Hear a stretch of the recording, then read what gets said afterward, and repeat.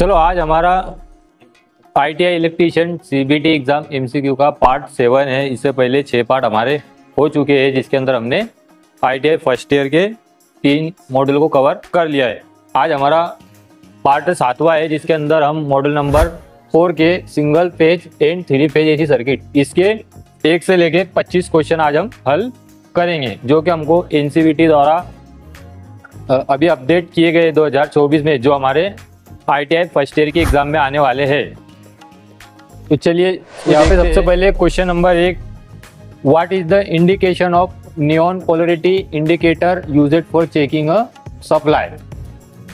तो इसके अंदर हम देखेंगे कि जब हम AC सप्लाई को चेक करते हैं तो इसके अंदर के जो इलेक्ट्रोड होते हैं उनका क्या संकेत मिलता है। तो इसके अंदर जो है, जब हम AC सप्लाई देते हैं तो इसके दोनों इलेक्ट्रोड ग्लो होते हैं, है ना। AC के अंदर प्रैक्टिकल इसका एक होता है जिसके द्वारा हम DC सप्लाई की पोलरिटी को ज्ञात करते थे।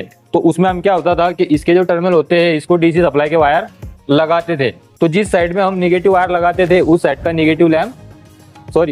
निगेटिव जो कैथोड होता था हमारा, वो इलेक्ट्रोड जलने लगता था।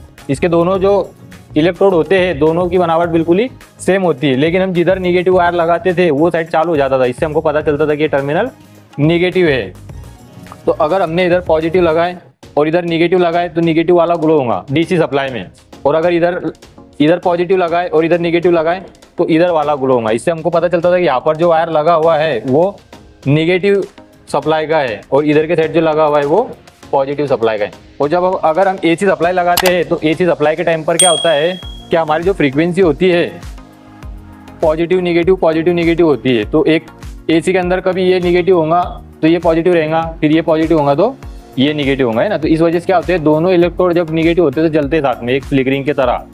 तो इसका मतलब क्या है कि दोनों ही इलेक्ट्रोड इसके अंदर ग्लो होते हैं। तो यहाँ पे हमारा जो पहला आंसर है बोथ इलेक्ट्रोड विल ग्लो, ये इसका राइट आंसर।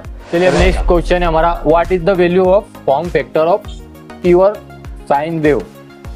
मतलब प्योर साइन वेव के अंदर हमारा फॉर्म फैक्टर क्या है या फिर कितना होता है, ये हमको पता करना है। तो फॉर्म फैक्टर क्या होता है, फॉर्म फैक्टर जो एक्चुअल में एक रेशियो है RMS वैल्यू का और एवरेज वैल्यू का। मतलब RMS वैल्यू से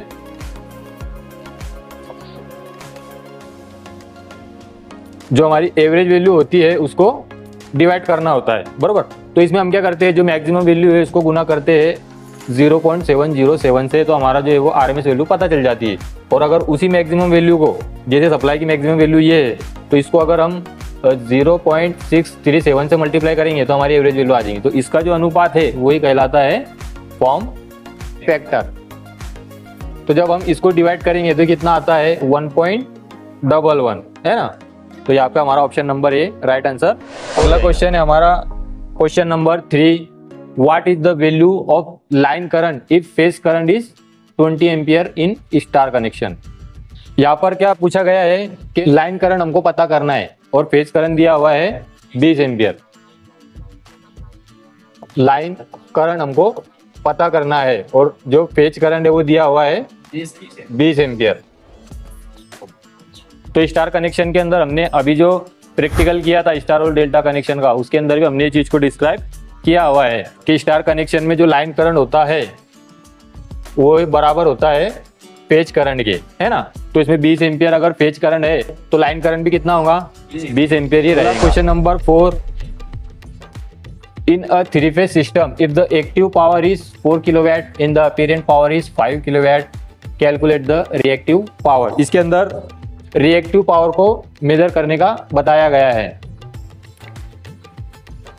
तो इसके अंदर देखो, सबसे पहले अपने को क्या करना पड़ेगा, एंगल मालूम करना पड़ेगा। क्या मालूम करना पड़ेगा, एंगल मालूम करना पड़ेगा। तो यहाँ पर अगर मानो पावर फैक्टर जो है वो 0.8 है, बरोबर, तो हम cos इनवर्स 1 को 0.8 से मल्टीप्लाई करेंगे तो यहाँ पर हमको एंगल पता चल जाएगा, जो होगा हमारा 36.87 डिग्री। अब हम उसको क्या करेंगे, रिएक्टिव पावर जो है हमारा Q, उसको हम मल्टीप्लाई करेंगे S से। किससे मल्टीप्लाई करेंगे, S गुना साइन थीटा। S क्या है, यहाँ पे हमारा जो अपीरेंट पावर है वो हमारा S कहलाता है, बरोबर। तो हम उसको जब साइन थीटा से मल्टीप्लाई करेंगे तो जो Q है हमारा वो है 5 kVA, बरोबर। तो साइन थीटा को मल्टीप्लाई क्यू से करे तो कितना आएगा 3 kV आएगा, बरोबर। जो आंसर सी है वो आपको पता। चलिए अगला क्वेश्चन है हमारा, विच AC circuit contains the phase relation between voltage and current. मतलब यहाँ पर जो रिलेशन बताया गया है वो उसका कला संबंध क्या है, मतलब फेज डिफरेंस उसका क्या है वो हमको बताना है। तो इसको समझने के पहले एक बात और हम जान लेते हैं जो हमारे ये पूरे मॉडल नंबर 4 में काम आएंगी, कि कोई भी जो परिपथ होता है सर्किट, अगर वो सर्किट इंडक्टिव है तो उसमें करंट जो है वो क्या होता है, वोल्टेज से पिछड़ जाता है। और अगर सर्किट के अंदर कैपेसिटिव लोड ज़्यादा है तो करंट जो है वो वोल्टेज से आगे आ जाता है, बरोबर, लीडिंग में आ जाता है। और अगर पिछड़ गया तो लैगिंग में आ जाता है, बरोबर। तो यहाँ पर देखिए वोल्टेज पहले अपने अधिकतम मान पे पहुंचा, बरोबर, उसके बाद करंट अपने अधिकतम मान पे पहुंचा। अगर करंट वोल्टेज से पीछे है या आगे है ये अपनों को पता करना है तो बहुत ही सिंपल टेक्निक है कि जो अपने अधिकतम मान पे कौन पहले पहुंचा वो आगे, या फिर अपने न्यूनतम मान पे कौन पहले पहुंचा, बरोबर। तो यहाँ पे पहले कौन पहुंचा है, वोल्टेज, उसके बाद कौन पहुंचा, करंट पहुंचा है ना। तो करंट यहाँ पे क्या हो गया है, पिछड़ गया है। और करंट कब पिछड़ता है, जब इंडक्टिव सर्किट लोड ज्यादा हो, है ना। तो यहाँ पर जो इसका ऑप्शन आएगा वो आएगा अपना रेजिस्टेंस एंड इंडक्टेंस। चलिए question number 6, what will be the readings of 2 watt meters in 3 phase power measurement if the power factor is 0।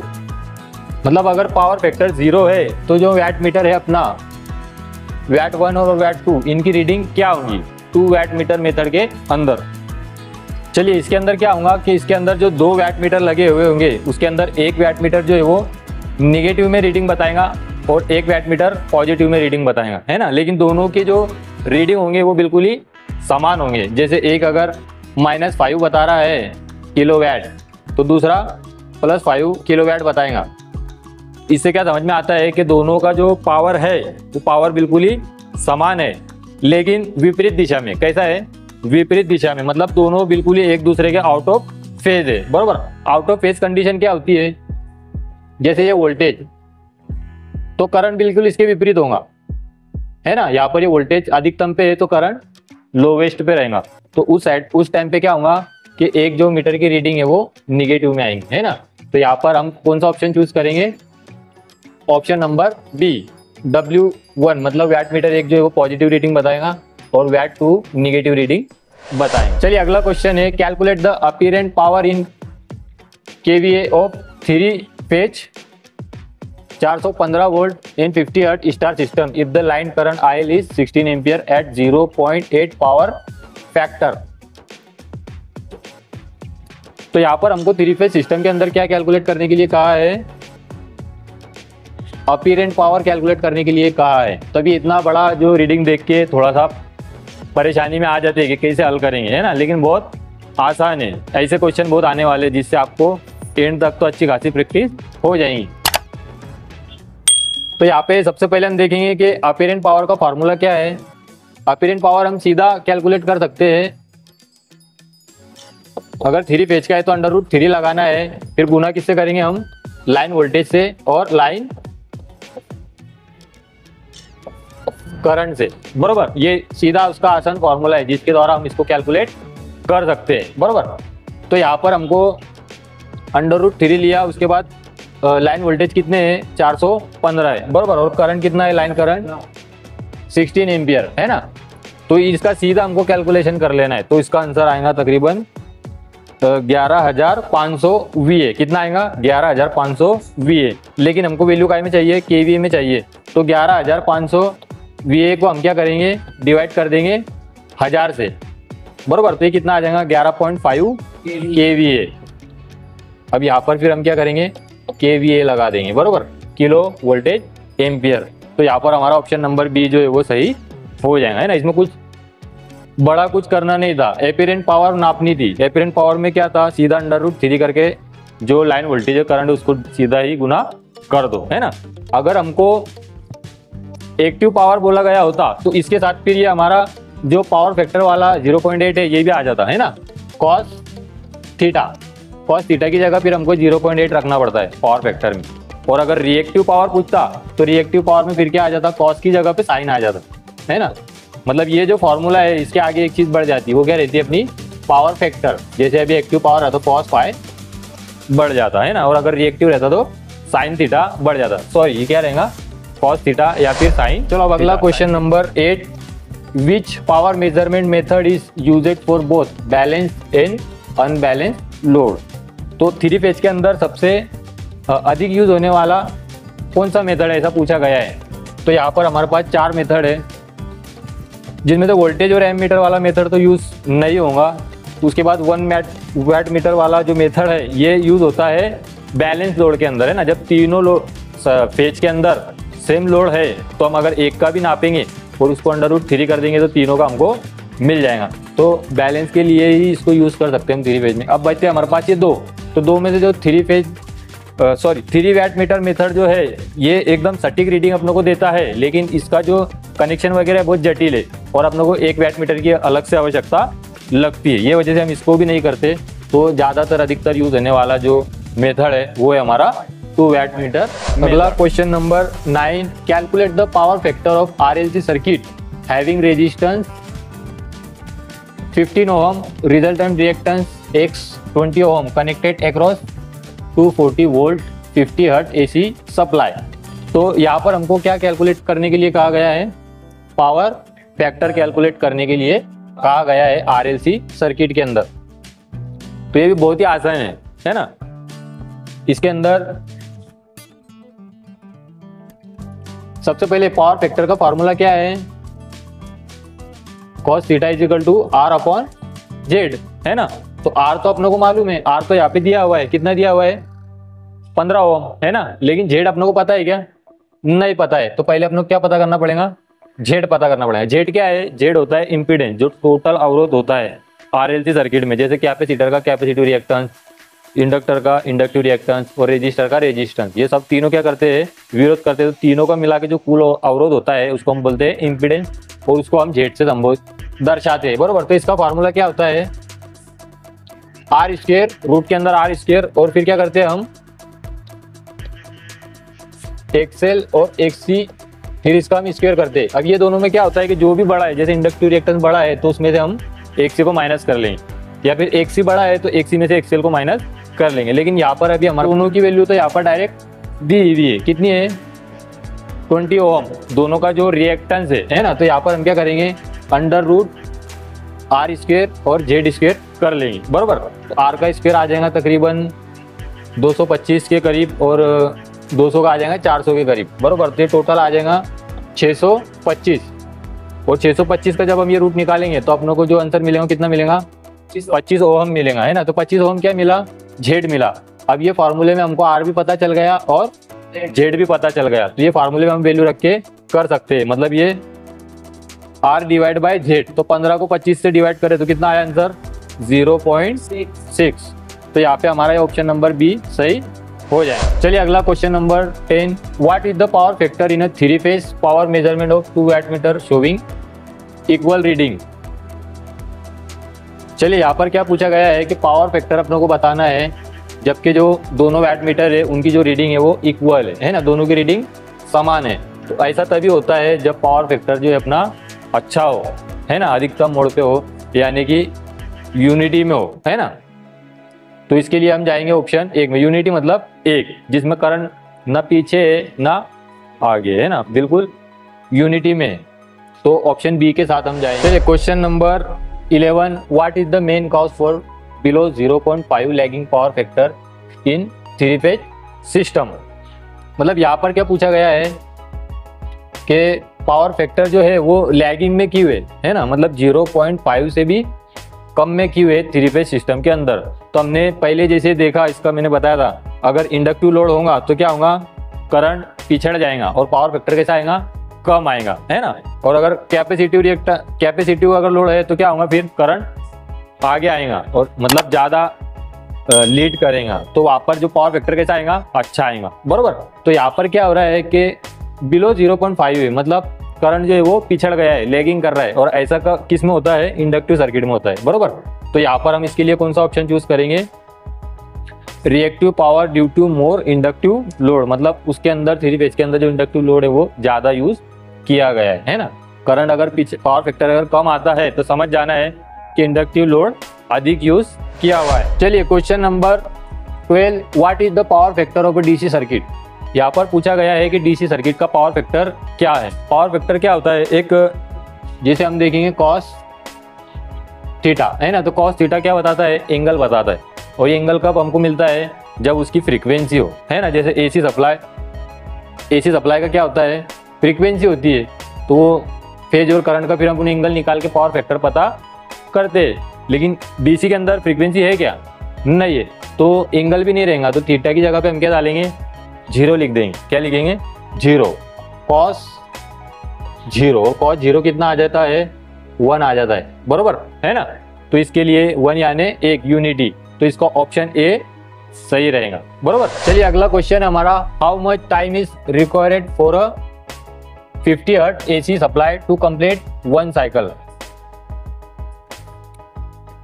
अभी हमने देखा है कि जो हमारा अल्टरनेटर या जनरेटर होता है उसके बीच में जो आर्मेचर घूमता है, बरोबर, पूरा रोटेट करता है ना, वो पूरा 360 डिग्री घूमता है। कितना घूमता है, 360 मतलब एक चक्र पूरा करने के लिए उसको 360 घूमना पड़ता है। तो जब वो 360 घूमता है किसी चुंबकीय फ्लक्स के अंदर, तब इसके अंदर वोल्टेज पैदा होते हैं। जैसे ये 90 डिग्री, फिर ये 180, ये 270 और ये 360 डिग्री, बरोबर। तो जब पूरा एक घूम गया तब ये एक साइकिल कंप्लीट होती है। तो इसने क्या पूछा है कि 50 हर्ट्ज के लिए कितना टाइम लगेगा, बरोबर। तो उसका जो फार्मूला है अपने पास क्या है, T = 1/F, ये फार्मूला है। तो F की जगह पे हम क्या रखेंगे, फ्रीक्वेंसी कितनी है अपनी, 1/50 है ना। तो एक को जब हम 50 से डिवाइड करेंगे तो अपना ये तकरीबन आएगा 0.02 सेकंड। मतलब एक साइकिल को कंप्लीट होने के लिए इतना टाइम लग रहा है ना। और एक सेकंड में कितने हो जाएंगे, 50 हो जाएंगे, बरोबर। तो सिर्फ एक की साइकिल का टाइम उसने पूछा है, तो इसका option number B right answer रहेगा। चलिए question number 14, calculate the apparent power of a star connected 3 phase load if it is connected across 3 phase 415 volt 50 hertz supply at 0.8 power factor at the phase current is 10 ampere, है ना। P बाकी रह गया वहां पर।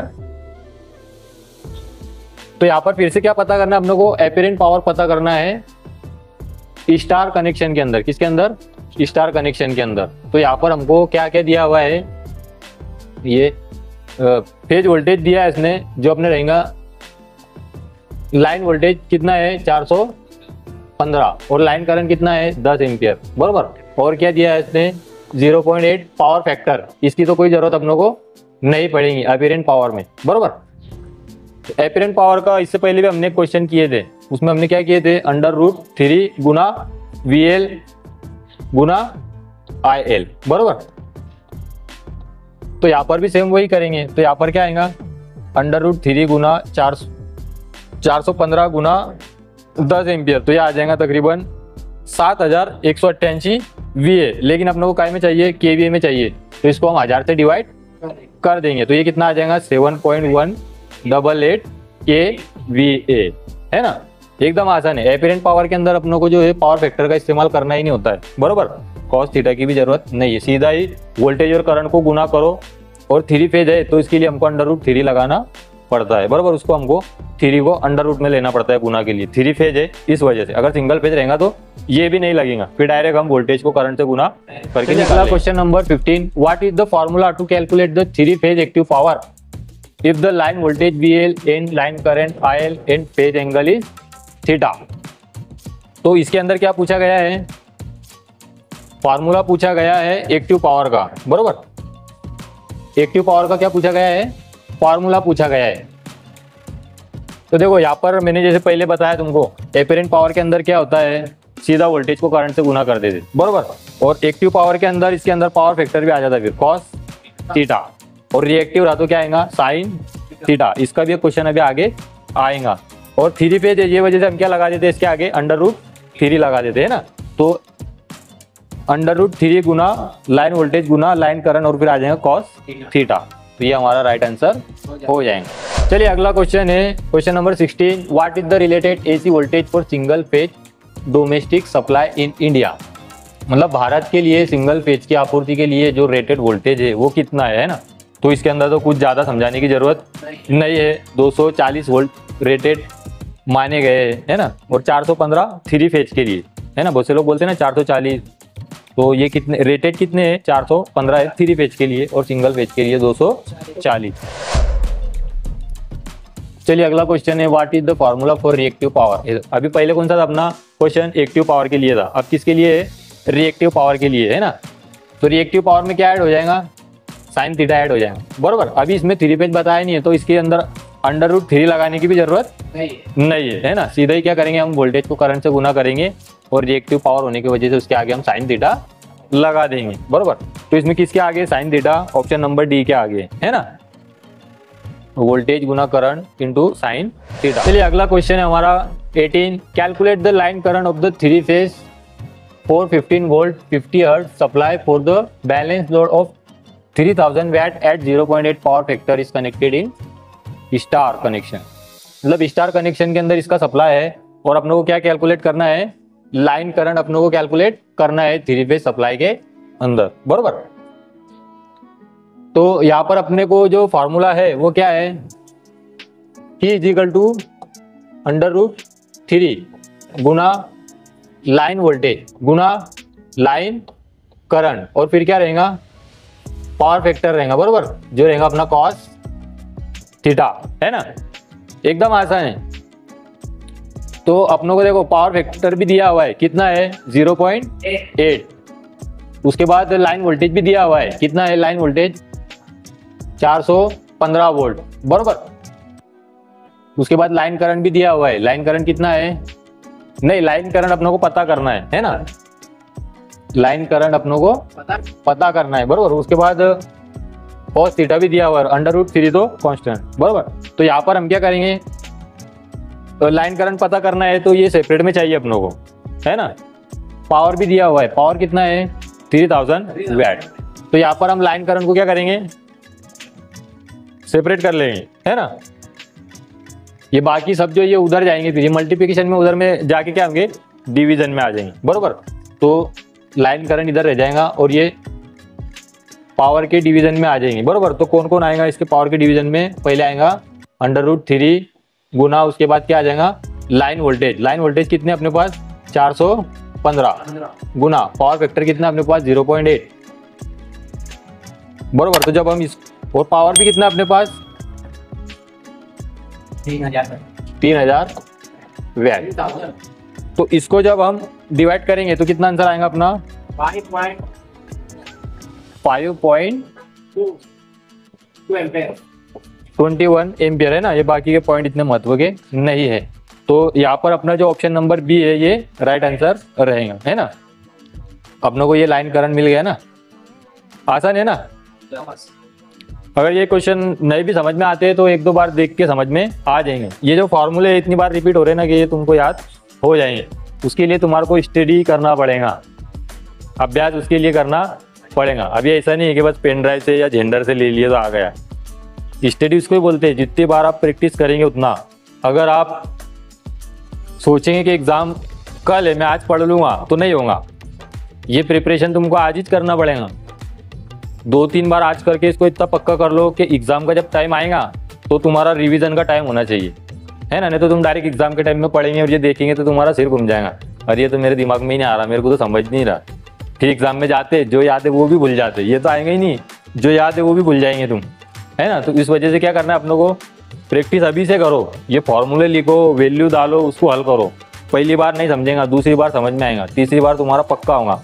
और जब तुम फाइनल एग्जाम, जैसा कल एग्जाम है तो आज पढ़ने बैठेंगे, जो प्रथा चलते आ रही है स्टूडेंट की कि आज बैठेंगे पढ़ने, कल एग्जाम है तो जब तुम पढ़ने बैठेंगे तुमको बहुत आसानी होगी। अगर थोड़ा कच्चा पक्का भी होगा ना तो वो टाइम में तुम्हारा पक्का हो जाएगा कि नहीं ये तो मैंने प्रैक्टिस करा था, इसका आंसर ये।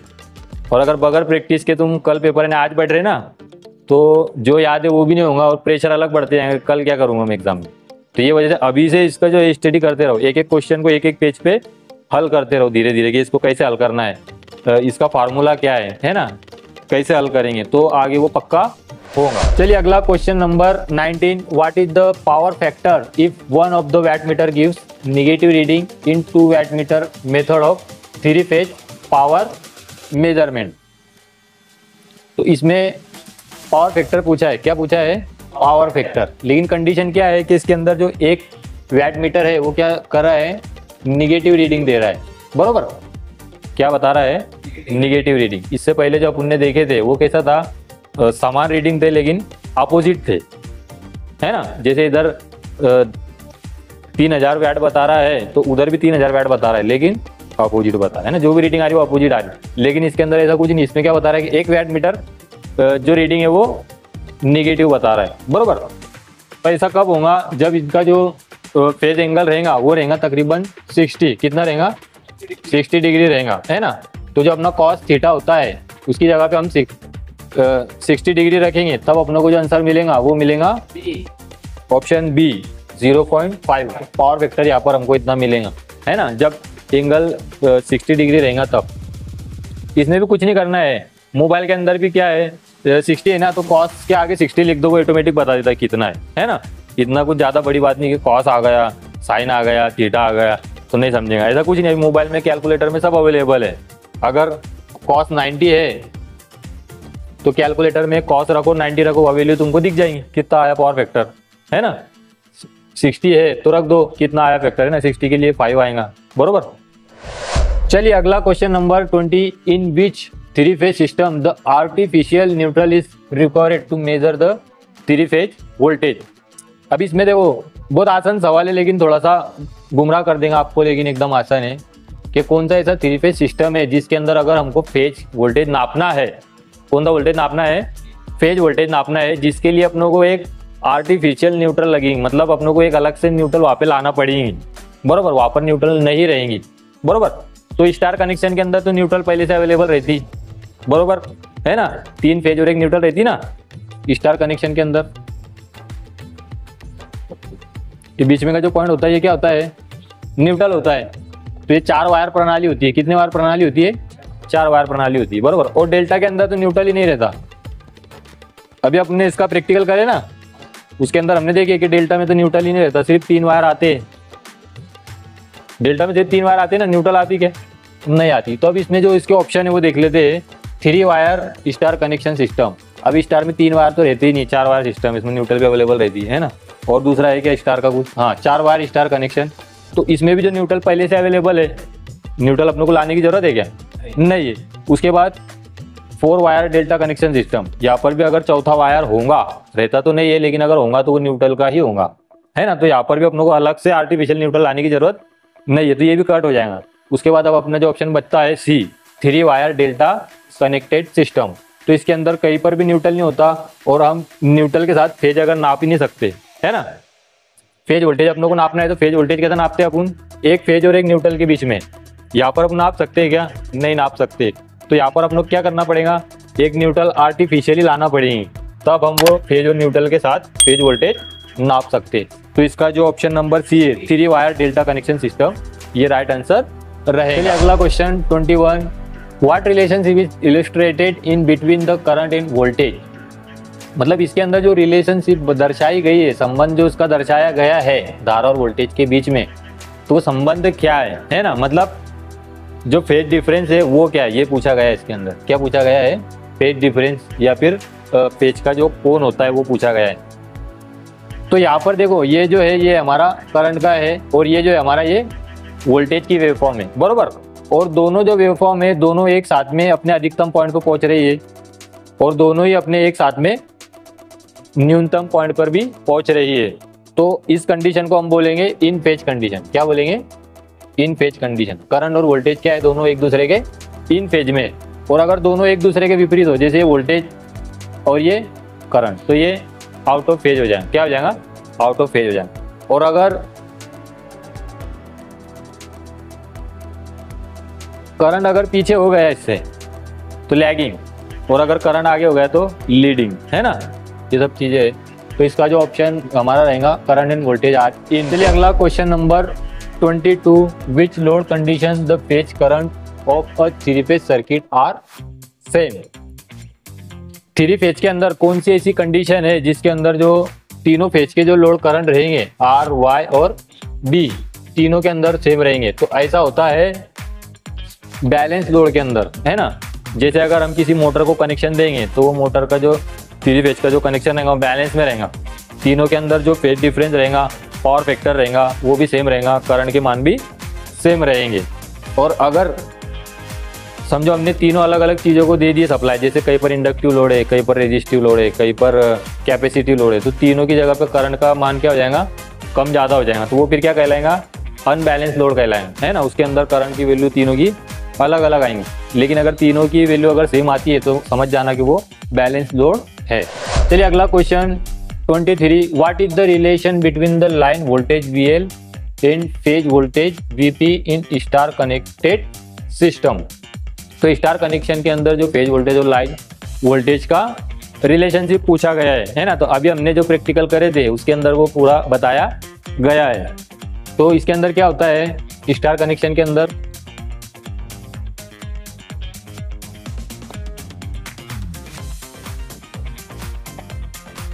इस तरीके से स्टार कनेक्शन होता है ना, ये न्यूट्रल, ये हमारे तीनों पेज हम देते हैं R, Y और B।